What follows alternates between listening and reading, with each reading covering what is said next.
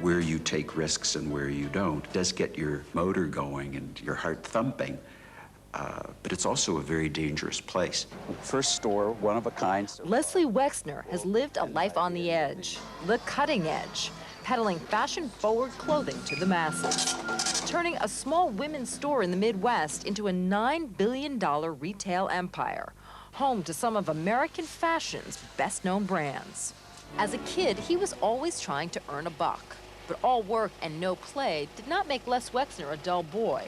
It made him rich. I can remember as a kid that when it snowed, I was really happy. And the reason I was happy is I could go out and shovel snow and make money. And in the summer days, I could cut grass or wash cars. His parents encouraged him to work. But for young Wexner, there was more to it than earning a bit of pocket change. I figured out when I was 10 or 11 years old that I could make more money taking 10 kids to the park on Saturday, if you would, my own day camp, than I could babysitting kids one at a time. It just simply did work. And so I had some sense of proportion or leverage then. Those after-school jobs became small businesses. The little day camp, selling T-shirts and stationery from a college dorm room.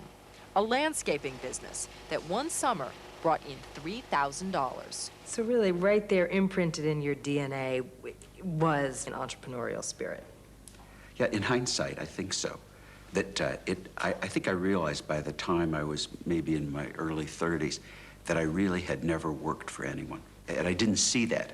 It just happened that I could figure out how to make a better living for myself, more date money or, have a little bit nicer clothes. But one thing he swore he'd never do, join the family business.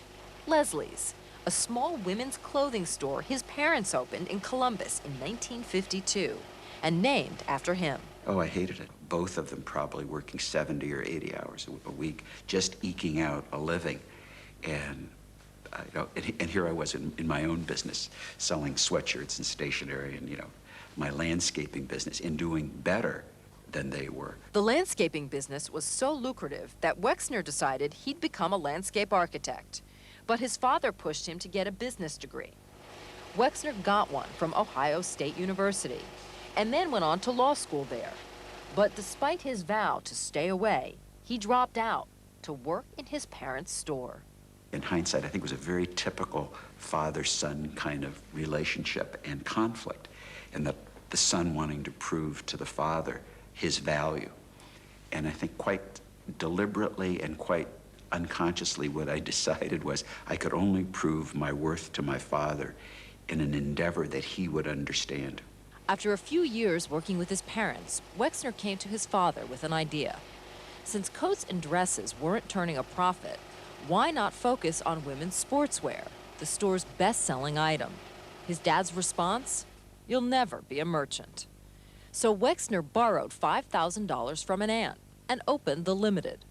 And even though he was operating on an educated hunch about sportswear, he had a recurring nightmare it would fail. It's the first day, and people just stare through the shop windows in the store, but no one crosses the threshold. And I worked myself up into the point where I had a stomach ulcer, and I figured out that at one point I had a negative net worth of $1 million. So I thought it was going to be the biggest and youngest bankruptcy the Midwest had ever seen. Far from it, Wexner's gamble paid off with profits that exceeded his expectations. And just 3 years later, his parents closed their shop and joined their son.